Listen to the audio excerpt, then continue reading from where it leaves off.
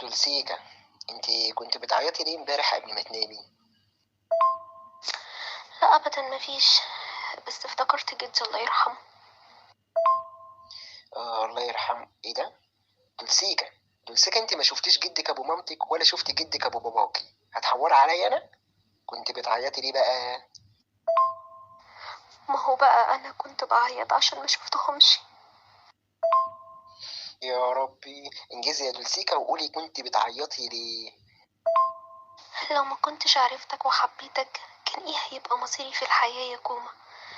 ده اللي كل ما اتخيله بقعد اعيط كتير. ايه ده؟ هو انت ليه محسساني ان انت كنت هتتسجني في كمبيالات وانا جد مامتك؟ لا بجد والله، انا كل ما اتخيل حياتي من غيرك بيجيلي فزع رهيب واقعد اعيط. طب وليه تنكدي على نفسك يا بنتي؟ طب ما انا جنبك اهو، افرحي بقى كده وفرفيش عشان انا جنبك، وانا جنبك اهو، ده في حد ذاته شيء يفرحك.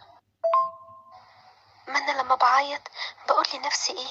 افرحي يا بنتي يا دولسيكا، افرحي وانبسطي، كوما جنبك اهو ومش هيسيبك. هايل، ايوه كده، افرحي بقى وكفايه عياط، خلاص اتفقنا ان احنا نفرح وكفايه عياط. ما انا لما بفرح بعيط برضو. يا لهوي.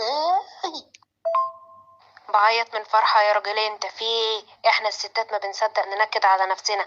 عاوز حاجة يا كابتن؟